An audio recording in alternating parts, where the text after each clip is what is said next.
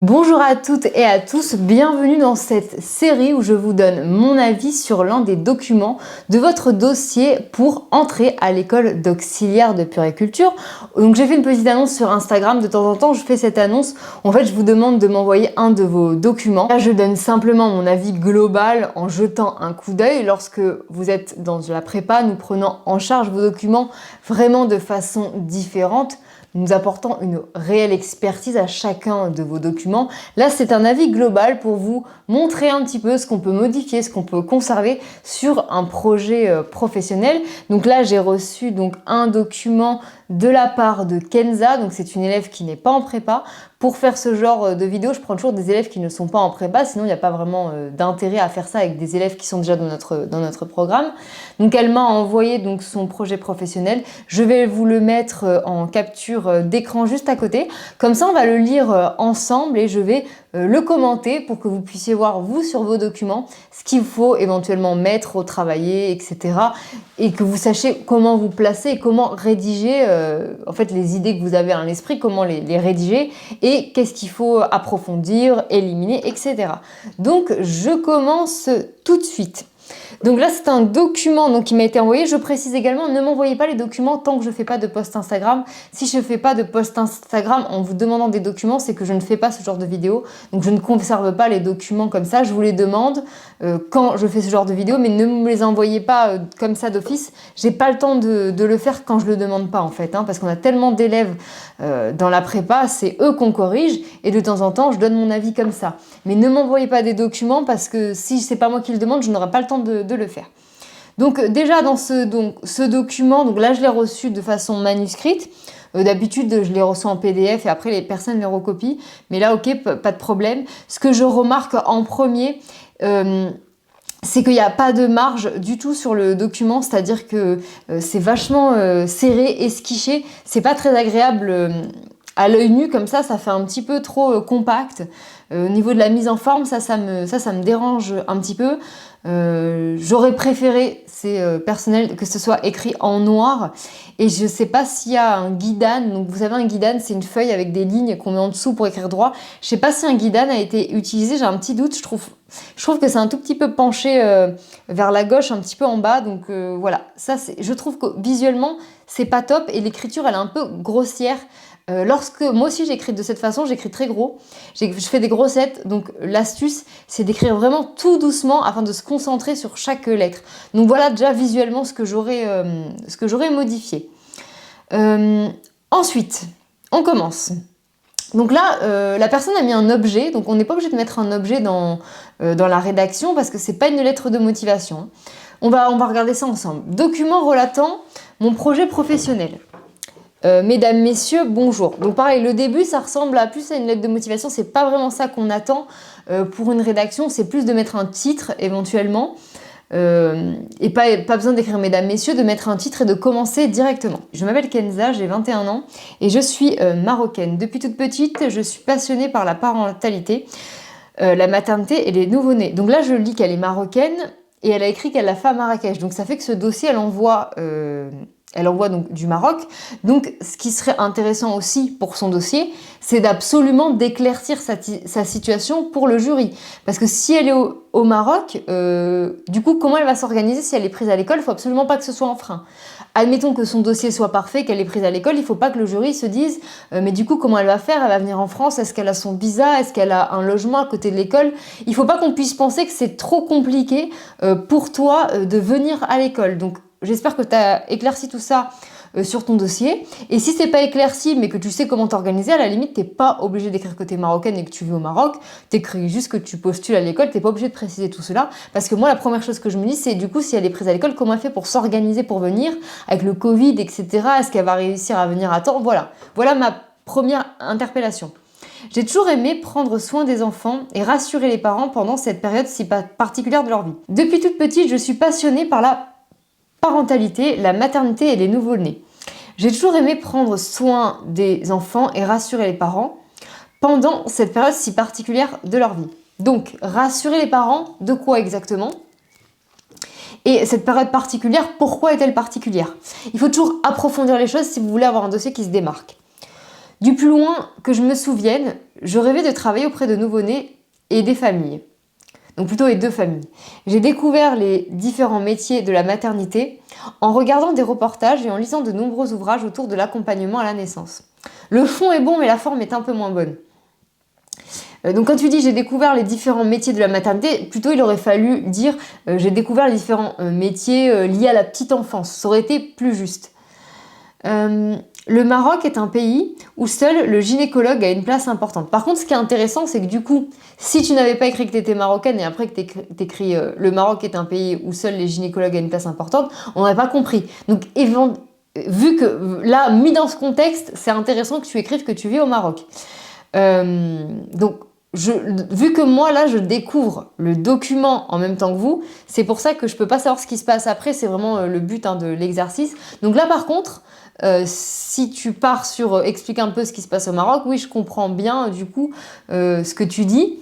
Par contre, je ne sais pas la suite des événements, mais le but c'est pas non plus de faire un exposé sur ce qui se passe au Maroc, dans le sens où ton projet professionnel, c'est pas finalement le passé ni le présent que tu vis, c'est ton avenir, c'est ton devenir. Donc il faut plus parler en fait finalement de ton projet, comment tu te projettes, c'est vraiment ça. Donc je ne sais pas comment va évoluer ton document, mais voilà, en tout cas il ne faut pas faire un exposé sur la maternité au Maroc, il faut vraiment plus parler de l'avenir. Mais je vais voir comment évoluent les choses. En tout cas c'est quand même très intéressant, ça change, ça sort un petit peu de l'ordinaire.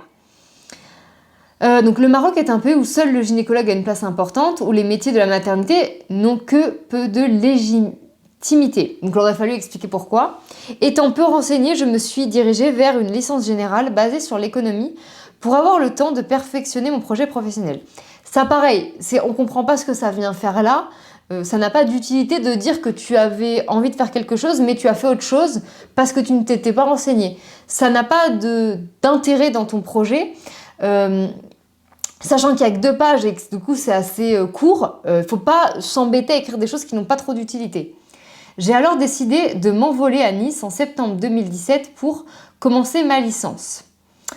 Pendant ces 3 ans de licence, j'ai pu faire des recherches, regarder des documentaires, réaliser les différences de prise en charge de la femme enceinte et du couple en général pendant la grossesse et l'accouchement. J'ai obtenu mon diplôme de licence pendant le confinement.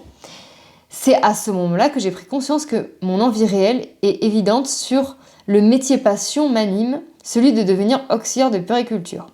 Pendant tout le confinement, j'ai mis en place mon projet professionnel. J'ai lu beaucoup de livres, notamment celui de Sonia Crève qui m'a bousculé et donné envie de me lancer. Alors ça, c'est intéressant. Il y a beaucoup de répétitions sur ta licence, etc. Mais là, je trouve ce passage assez intéressant. Le métier d'auxiliaire de puériculture consiste à accompagner les enfants et les familles dans différentes structures hospitalières ou non. Donc plutôt cyclé au lieu de dire ou non. C'est un des points qui me plaît beaucoup dans ce métier. On peut s'épanouir dans le milieu d'exercice qui nous plaît le plus.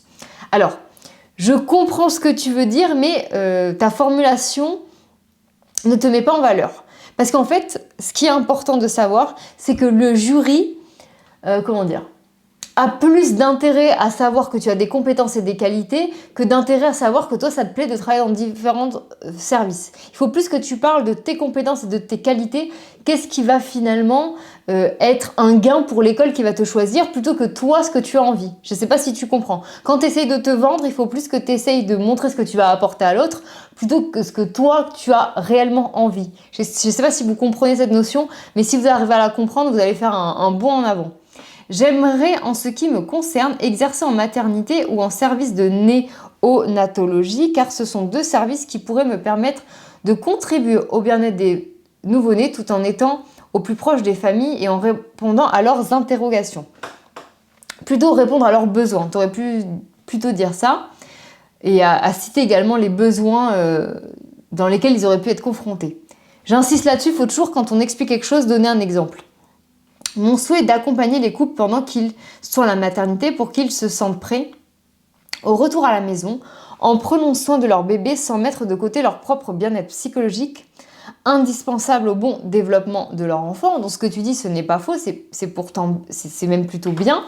Par contre, il y a énormément de répétitions. Tu as dit pratiquement 3 fois que tu souhaitais accompagner les couples, etc. Du coup, tu perds ton temps un petit peu à répéter. En fait, tu donnes des synonymes, tu répètes beaucoup. Il faudrait plus, en fait, dire la même phrase, mais qu'elle soit vraiment synthétisée, mais profonde en même temps, au lieu de répéter toujours la même chose. J'aimerais vous faire part de mon intérêt pour la physiologie de l'accouchement. J'aimerais pouvoir un jour travailler main dans la main avec les sages-femmes dans la salle d'accouchement dite nature. En effet, j'aime pouvoir aider les femmes qui souhaitent accoucher le moins médicalisé possible, à soulager les douleurs, des contractions et à veiller à l'environnement du couple pour une sécrétion optimale des hormones nécessaires au bon déroulement de l'accouchement. Le problème là, c'est que là, tu te positionnes plus finalement en sage-femme qu'en auxiliaire de puériculture. L'auxiliaire de puériculture, son rôle est plus là, une fois que la femme elle a accouché, celle qui va soutenir vraiment la maman dans ses douleurs, ça va plus être la sage-femme. Nous, on intervient vraiment une fois que plus le bébé il est sorti. Donc là, il y a un petit peu une confusion dans ton rôle et celui de la sage-femme. Ce qui va éventuellement montrer aux yeux du jury que peut-être tu t'as pas réellement conscience du rôle de l'auxiliaire. Ce métier demande une ouverture d'esprit, une capacité d'adaptation et d'écoute, car chaque naissance est unique. C'est pour cela que la formation d'auxiliaire de puériculture va me permettre d'acquérir toutes les compétences théoriques et pratiques nécessaires à la prise en charge des nouveau-nés et des parents grâce aux 24 semaines de stage qui permettent de mettre en pratique tout ce que l'on apprend dans les 8 différents modules de formation. Donc ce dernier passage, je le trouve bien parce que justement, tu montres que tu t'es bien renseigné là pour le coup.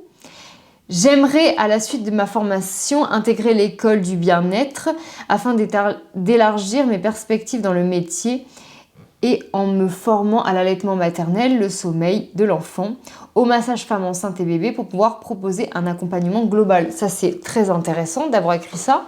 Je souhaiterais, pourquoi pas, ça se dit pas trop dans une rédaction, c'est un petit peu trop familier.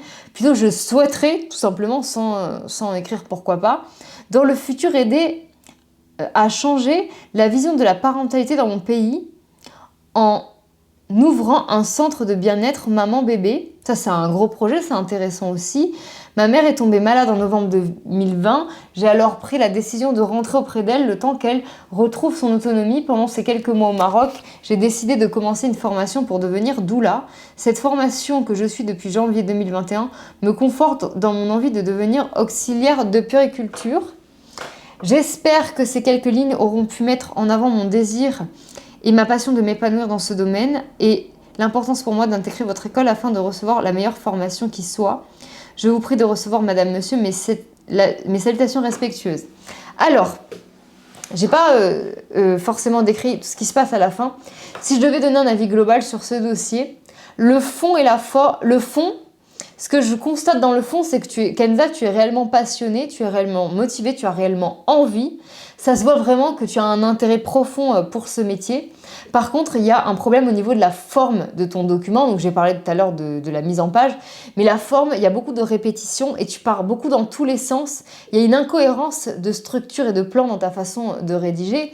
Tu parles un peu de ce que tu as fait, tu parles un peu du couple parent, maman, bébé, tu parles un peu de maternité, tu parles de doula, tu parles des formations que tu as envie de faire. C'est un mélange de beaucoup de choses. Après, tu parles que tu aimerais faire quelque chose au Maroc. Après, tu parles que tu es actuellement en formation. Après, tu parles un petit peu de ta vie intime en expliquant ce qui s'est passé avec ta maman, etc. Le problème, c'est que ça part dans tous les sens. Il n'y a pas un récit qui est cohérent dans sa chronologie. Donc, ça fait qu'on se perd un petit peu dans ton dossier.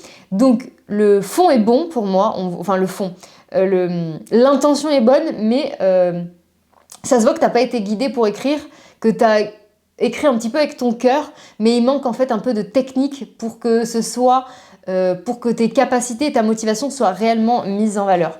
Voilà ce que j'ai à dire sur ce genre de document quand je le reçois ainsi. En tout cas, tu me diras les résultats, parce qu'il me semble que tu m'as dit du coup que tu as envoyé ton document. Tu me diras les résultats. Mais en tout cas, si par exemple cette année tu es prise, je serais vraiment ravie pour toi. Si tu n'es pas prise, tu pourras vraiment garder l'idée de base, mais il va falloir vraiment retravailler la façon de synthétiser, d'écrire, de raconter, de rédiger. Va falloir vraiment retravailler tout ça de ton côté. Voilà les points forts et les points faibles de ton document. J'espère en tout cas que cette correction t'a aidé, Kenza, et aidera aussi donc les élèves qui me regardent. Pour ceux et celles qui ont besoin vraiment d'aide et un accompagnement global pour leur dossier, pour tous leurs documents, nous avons donc une prépa en ligne où mon équipe et moi-même, nous ferons un plaisir de vous accompagner dans toute la construction de votre dossier. Tout est dans la description. Je vous mets le lien de nos différents programmes, de notre prépa en ligne et de notre formule de correction express. Je vous dis à bientôt pour une prochaine vidéo. Au revoir.